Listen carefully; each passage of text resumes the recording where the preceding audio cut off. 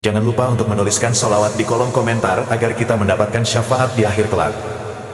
Di sebuah desa kecil di Jawa Timur, tinggallah seorang ustaz yang dikenal baik hati dan bijaksana, Pak Karim. Usianya sudah menginjak 50 tahun, tetapi semangatnya dalam mengajar agama dan membantu sesama tetap membara. Pak Karim adalah panutan bagi banyak orang di desa itu. Setiap sore, ia mengaji anak-anak di surau tua yang berdiri di tengah desa. Setiap pagi, ia sibuk membantu warga dengan urusan mereka, mulai dari menasehati pasangan yang bermasalah hingga membantu warga yang membutuhkan solusi atas berbagai persoalan hidup. Pak Karim dikenal memiliki hati yang tulus. Meski hidup sederhana, ia tak pernah mengeluh. Rumahnya kecil, berdinding anyaman bambu, dan beralaskan tanah. Namun, setiap kali orang bertamu, Pak Karim selalu menyambut dengan senyum hangat, ditemani secangkir teh dan keripik singkong yang dibuat istrinya, Bu Siti. Namun, kehidupan damai Pak Karim mulai terusik beberapa bulan terakhir. Ia sering merasa nyeri aneh di perutnya. Pada awalnya, ia mengira hanya masuk angin biasa. Ia mencoba minum jamu dan menggosok perutnya dengan minyak kayu putih.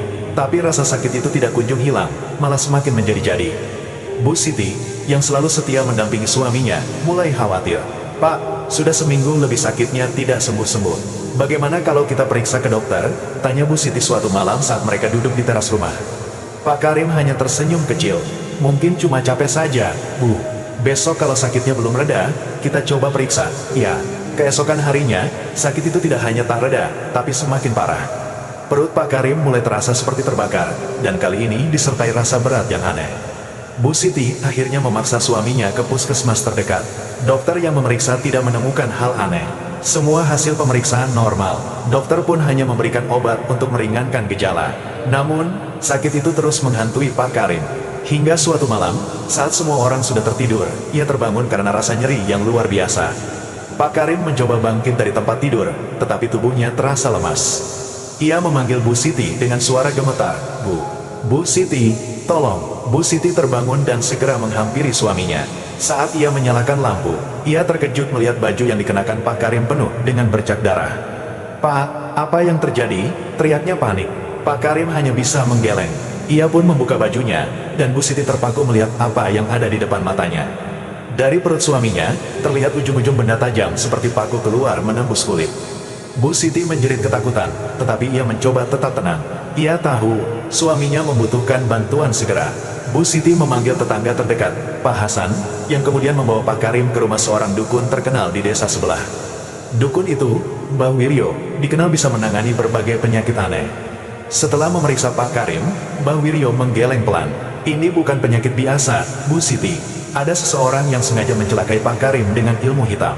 Paku-paku ini sengaja dikirim ke tubuhnya melalui santet," kata Mbah Wiryo dengan suara berat. Bu Siti terkejut, tapi siapa yang tega melakukan ini pada Pak Karim? Dia tidak pernah menyakiti siapapun. Tangis Bu Siti pecah. Mbah Wiryo tidak menjawab. Ia hanya menyiapkan ritual untuk mencoba mengeluarkan paku-paku tersebut. Malam itu, dengan lilin yang menyala redup dan dupa yang mengepul, ia mulai membaca mantra-mantra panjang. Selama ritual berlangsung, Pak Karim mengerang kesakitan. Paku-paku mulai keluar satu persatu dari perutnya, bercampur darah segar yang membuat Bu Siti dan Pak Hasan ngeri. Namun, paku-paku itu seperti tidak ada habisnya. Selama berjam-jam ritual berlangsung, lebih dari 100 paku berhasil dikeluarkan, tetapi perut Pak Karim masih terasa berat. Mbah Wiryo berhenti sejenak, keringat mengucur deras dari dahinya. "Ini ilmu hitam tingkat tinggi. Saya bisa menahan efeknya sementara, tetapi ini belum selesai. Kalian harus mencari tahu siapa yang mengirim santet ini," ujar Mbah Wiryo dengan nada serius. Pak Karim, meski tubuhnya lemah, mencoba bicara. "Saya tidak punya musuh, Mbah. Saya tidak tahu siapa yang tega melakukan ini." Mbah Wiryo menatapnya dalam-dalam. "Kadang, musuh datang dari tempat yang tidak kita duga. Anda harus tetap sabar dan banyak berdoa." Malam itu, Pak Karim dibawa pulang dengan kondisi lemah. Ritual Mbah Wiryo hanya meringankan rasa sakitnya, tetapi paku-paku itu masih terus bermunculan, sedikit demi sedikit. Berita tentang penyakit aneh Pak Karim menyebar dengan cepat di desa. Banyak warga yang datang menjenguk, tetapi tidak sedikit pula yang merasa takut dan menjauh. Bu Siti semakin sedih melihat suaminya menderita. Namun, ia tetap yakin bahwa suaminya akan sembuh. Ia pun mulai mengumpulkan keberanian untuk mencari tahu siapa yang tega mencelakai suaminya. Bersama beberapa warga yang peduli, ia mencoba menggali lebih dalam, mengingat kembali kejadian-kejadian yang mungkin menjadi awal malapetaka ini. Hari-hari Pak Karim terasa berat setelah kejadian malam itu. Tubuhnya semakin lemah, dan rasa nyeri tak kunjung reda. paku-paku masih terus keluar dari perutnya, meski jumlahnya lebih sedikit dibanding malam pertama. Setiap malam, Bu Siti bergantian dengan Pak Hasan menjaga Pak Karim, memastikan bahwa ia tidak semakin parah. Sementara itu, desa mulai diliputi rasa cemas dan ketakutan. Bu Siti merasa ia harus bertindak lebih jauh. Meski lelah dan emosinya terombang-ambing, tekadnya untuk menyelamatkan suaminya tidak pernah goyah. Ia teringat pesan Mbah Wiryo bahwa penyakit ini bukan penyakit biasa, melainkan kiriman santet. Namun, siapa yang tega melakukan ini? Pak Karim dikenal sebagai orang baik di desa itu, seorang yang bahkan tidak pernah mengangkat suara tinggi pada siapapun. Pagi itu, Bu Siti memutuskan untuk berbicara dengan orang-orang yang selama ini punya hubungan dekat dengan suaminya. Ia mengunjungi Pak Salim, tetangga sebelah yang sering ikut pengajian Pak Karim. "Pak Salim, maaf mengganggu. Saya hanya ingin bertanya, apakah selama ini Pak Karim pernah tersinggung dengan seseorang? Atau mungkin ada masalah yang saya tidak tahu?" Bu Siti bertanya dengan suara bergetar. Pak Salim menggeleng cepat. "Setahu saya, tidak pernah, Bu Siti. Pak Karim itu orang baik, mana mungkin ada yang sampai hati menyakitinya." Namun, saat Bu Siti hendak pergi, Pak Salim ragu-ragu sejenak sebelum membuka mulut lagi. "Bu, beberapa bulan lalu, ada orang baru di desa ini. Namanya Bu Sri, katanya ia seorang tabib, tapi caranya agak aneh. Ia pernah berkata sesuatu yang kurang enak tentang Pak Karim. Mungkin ibu bisa ke sana, siapa tahu ada petunjuk." Bu Siti mengingat nama itu, Bu Sri. Ia baru menyadari bahwa beberapa bulan terakhir, Bu Sri memang kerap menjadi bahan pembicaraan warga. Tabib perempuan itu terkenal misterius, konon sering menangani penyakit-penyakit yang sulit disembuhkan, tetapi banyak juga warga yang menghindarinya karena takut. Tanpa pikir panjang, siang itu Bu Siti memutuskan untuk mendatangi rumah Bu Sri, meski ia merasa sedikit gentar. Rumah Bu Sri berada di pinggir desa, dekat hutan kecil yang jarang dilewati warga. Rumah itu terlihat tua dan gelap, dengan bau dupa yang menyengat menyelimuti udara sekitar. "Assalamualaikum," sapa Bu Siti sambil mengetuk pintu. Tak lama kemudian, seorang perempuan berusia sekitar 60 tahun membuka pintu. Wajahnya keriput, tetapi matanya tajam seperti menembus jiwa siapapun yang menatapnya. "Waalaikumsalam, ada apa, Bu?" tanya Bu Sri sambil menyipitkan mata, seperti mencoba mengenali tamunya. "Saya Bu Siti, istri Pak Karim. Suami saya terkena penyakit aneh, dari perutnya keluar paku. Saya kesini untuk bertanya, apakah ibu tahu sesuatu?" Suara Bu Siti bergetar, tetapi ia mencoba tetap tenang. Bu Sri tertawa kecil, lalu melangkah ke dalam rumah tanpa mempersilahkan Bu Siti masuk. "Penyakit aneh? Ya, banyak orang datang ke sini dengan masalah aneh. Tapi soal suamimu, apa hubungannya denganku?" tanyanya. Nada suaranya tajam. Bu Siti merasa ada sesuatu yang disembunyikan oleh Bu Sri. Namun, ia tidak ingin langsung menuduh. "Saya hanya ingin mencari bantuan. Kalau memang ibu bisa membantu, saya akan sangat berterima kasih." Bu Sri tersenyum samar, tetapi ada sesuatu yang dingin dalam tatapannya. "Bantuan? Kalau begitu, bawalah sesuatu dari suamimu ke sini. Baju yang pernah ia pakai saat sakit. Saya akan lihat apa yang bisa saya lakukan," jawabnya sambil menutup pintu perlahan. Bu Siti pulang dengan perasaan tidak nyaman. Ada yang aneh dengan cara Bu Sri berbicara. Namun, ia merasa ini adalah satu-satunya petunjuk yang ia miliki. Malam itu, Bu Siti menceritakan semuanya kepada Pak Hasan. "Menurutku, kita harus hati-hati. Jangan langsung percaya," ujar Pak Hasan. Pak Karim yang lemah terbaring di ranjang hanya mendengar pembicaraan itu sambil sesekali mengerang kesakitan. "Bu, kalau memang harus, lakukan saja. Tapi, jangan pernah lupakan doa. Allah pasti punya rencana atas semua ini," kata Pak Karim dengan suara lemah. Bu Siti akhirnya memutuskan untuk membawa baju suaminya ke rumah Bu Sri keesokan harinya. Saat ia menyerahkan baju itu, Bu Sri memejamkan mata sejenak, seolah-olah sedang merasakan sesuatu. Setelah beberapa saat, ia membuka matanya dan berkata, "Ini bukan penyakit biasa, Bu Siti. Tapi saya akan coba membantu. Kembali ke sini lusa, saya akan siapkan sesuatu." Meski perasaan Bu Siti campur aduk, ia memutuskan untuk menunggu. Namun, pada malam itu, sesuatu yang mengerikan terjadi. Pak Karim terbangun dengan rasa sakit yang lebih parah dari sebelumnya. Kali ini, paku-paku yang keluar dari perutnya terlihat lebih besar dan berkarat, menambah rasa sakit yang tak tertahankan. Bu Siti semakin panik. Ia sadar bahwa waktu suaminya mungkin tidak banyak lagi.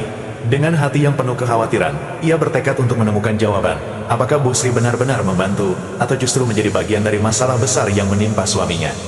Malam terasa begitu panjang bagi Bu Siti. Tangisan dan doa menjadi teman setianya saat melihat suaminya yang semakin melemah. Tubuh Pak Karim kini tampak begitu kurus, seolah-olah dagingnya terserap habis oleh penderitaan. Perutnya yang bengkak semakin membesar, sementara paku-paku terus keluar, mengotori kain yang melilit tubuhnya dengan darah. Bu Siti tahu, ia tidak punya banyak waktu lagi. Pagi itu, dengan penuh tekad, ia mendatangi kembali rumah Bu Sri, membawa baju bekas suaminya yang lebih baru, seperti yang diminta. Namun, kali ini ia tidak sendiri.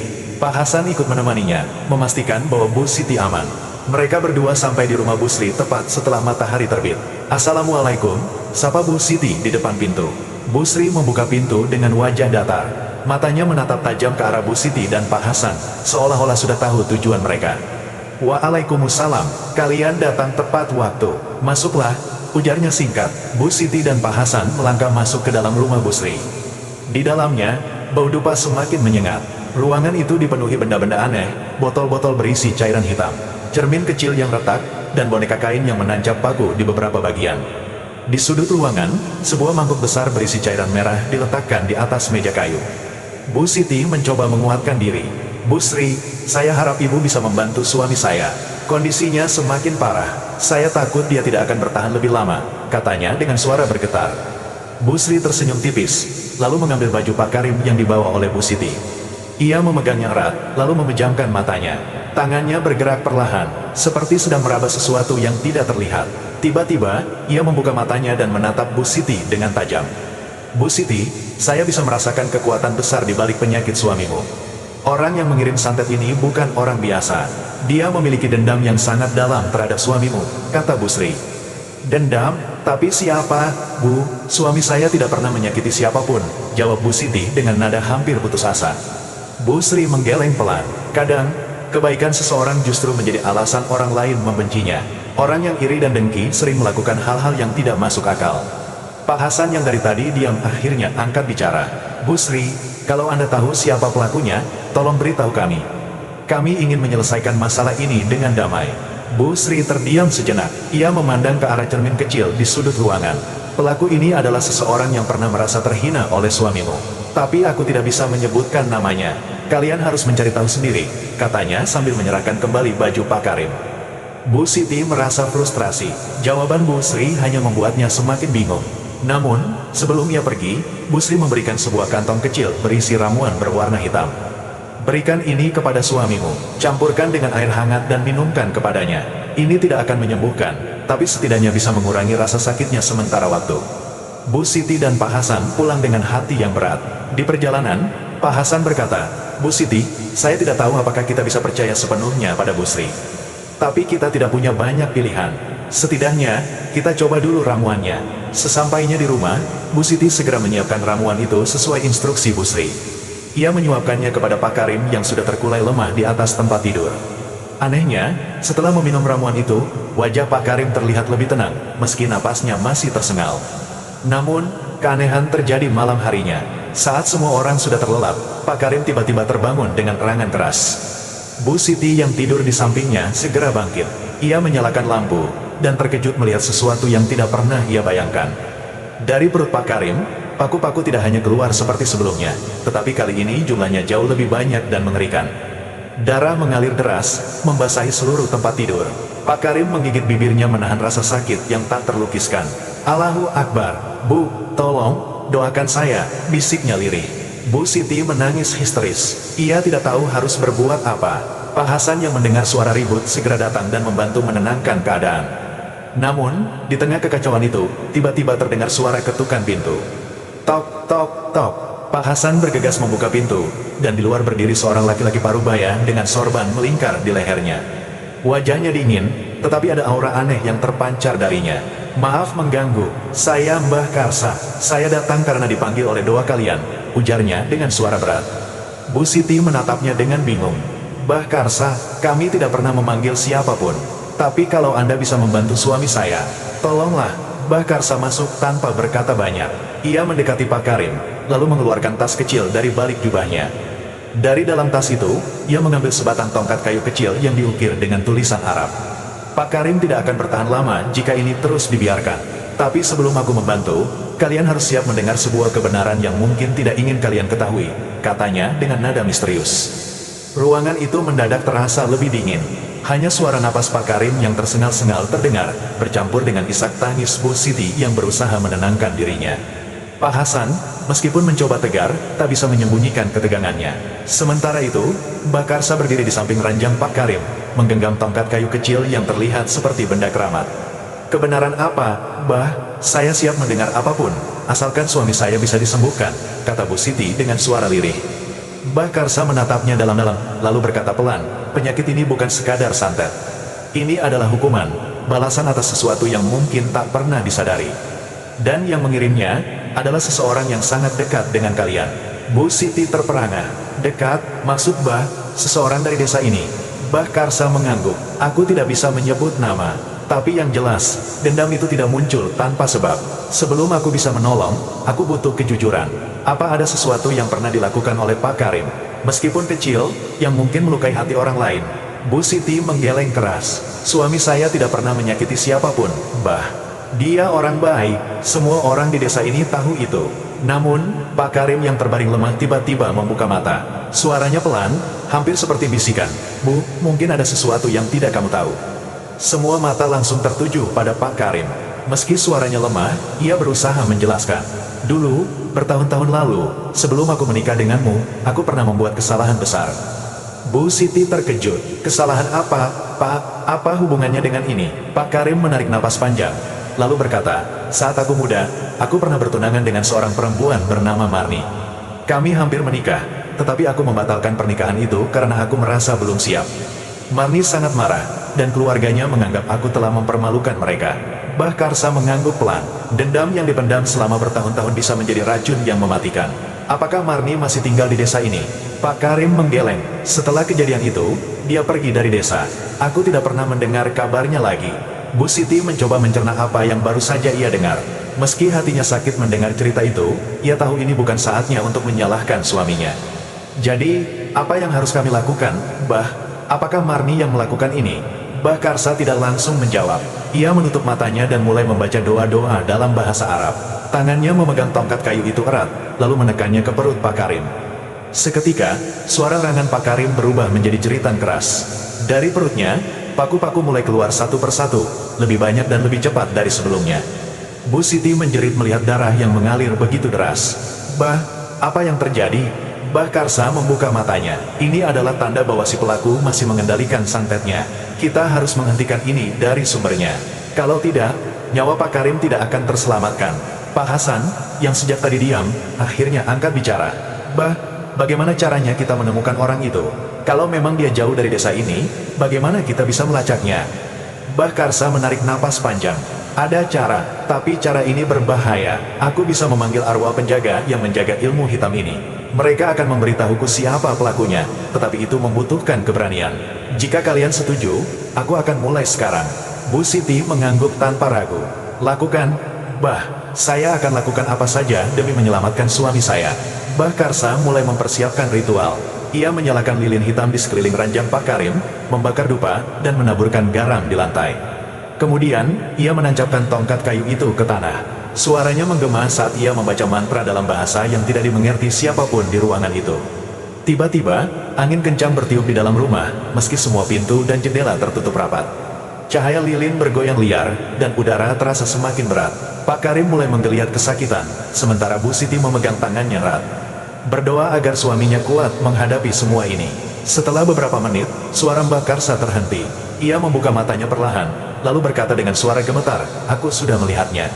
Orang itu adalah seseorang yang kalian kenal baik. Dia tidak jauh dari sini." Bu Siti menatap Mbah Karsa dengan mata penuh air mata. "Siapa, Bah? Tolong katakan." Mbah Karsa terdiam sejenak, lalu menjawab dengan suara pelan, "Bu Sri." Ruangan itu seketika hening. Bu Siti merasa dunianya runtuh. "Bu Sri, tabib itu, tapi dia justru mencoba membantu kami." Mbah Karsa menggeleng. "Dia tidak membantu. Dia mengawasi. Semua ramuan yang dia berikan hanya untuk memperburuk keadaan suamimu. Dia adalah murid dari seseorang yang pernah punya dendam pada keluargamu." Pak Hasan mengepalkan tangannya. "Kalau begitu, kita harus pergi ke sana sekarang juga. Kita harus menghentikannya." Namun, Mbah Karsa mengangkat tangannya, meminta mereka berhenti. "Kalian tidak bisa menghadapi Bu Sri dengan cara biasa. Dia memiliki ilmu hitam yang kuat. Jika kalian salah langkah, dia bisa mencelakai kalian juga."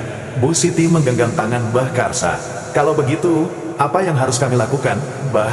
Tolong, kami butuh bantuan Anda." Mbah Karsa menatap mereka dengan serius. Kalian harus menyiapkan hati, ini akan menjadi ujian besar. Kita akan memanggil Bu Sri ke sini, dan aku akan menghadapinya secara langsung. Tapi ingat, jangan pernah kehilangan iman kepada Allah. Karena hanya dengan iman itulah kita bisa melawan kekuatan gelap ini. Dengan rencana yang sudah disusun, malam itu menjadi malam yang penuh persiapan dan doa.